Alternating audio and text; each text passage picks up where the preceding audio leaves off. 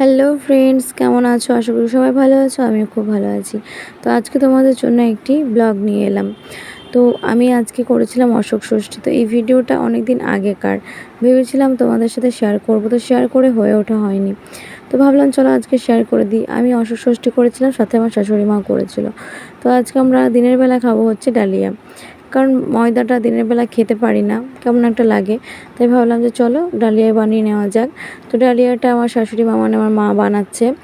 তো ভাবলাম চলো তোমাদের সাথে একটু শেয়ার করি। মাকে বললাম যে তুমি রান্না করো, আমি আমার বন্ধুদের সাথে একটু শেয়ার করব।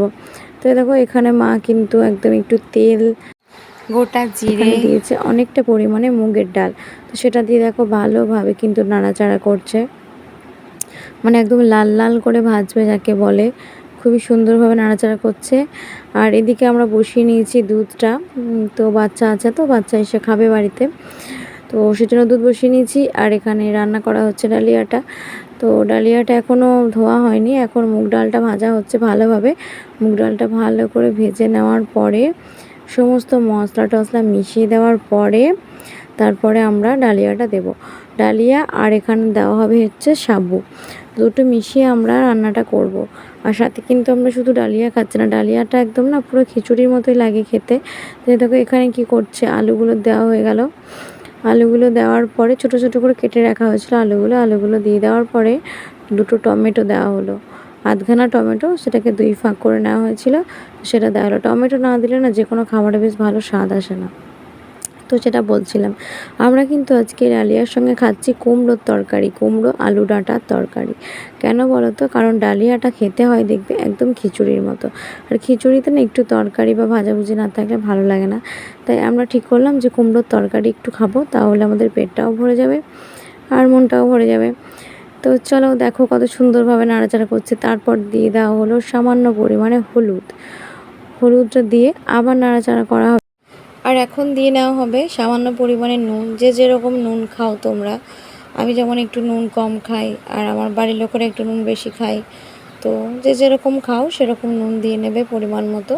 তো নুন দিয়ে আবার ভালো করে নাড়াচাড়া করা হচ্ছে। আর এখানে জানো তো, রান্না করতে করতে আমি আর আমার শাশুড়ি মা কিন্তু মানে সমানে বকবক করে যাচ্ছি, ঠিক আছে। আমাদের দুজনের অনেক মনের কথা এখন রান্না করতে করতেই হচ্ছিল। তো এই মুহূর্তে দেখো সাবুটা এখানে জল দিয়ে ভিজিয়ে রাখা হয়েছিল।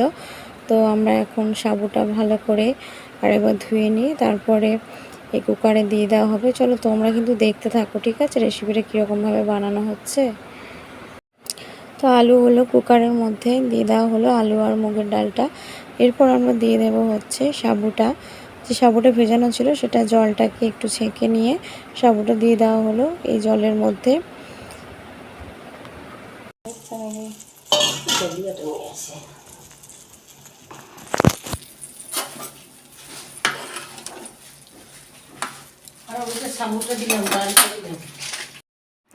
সাবুটা দিয়ে ভালোভাবে নাড়াচাড়া করে নেওয়ার পর এখন ডালিয়াটা প্যাকেট কেটে নেওয়া হলো। তো একটা প্যাকেটে হাফ ছিল, সেটা প্রথমে দিয়ে নেওয়া হলো, তারপর আর একটা প্যাকেট কাটা হবে। তো ডালিয়াটা ভালোভাবে এরপর ধুয়ে নেব, তারপর ধুয়ে নিয়ে ওই কুকারের মধ্যে ফেলে দেওয়া হবে। সবটাই তোমরা দেখতে পাবে। ভুট্টাটা হয় ইয়ে দিয়ে জোনারি, ওইটা একটা গরম হয়।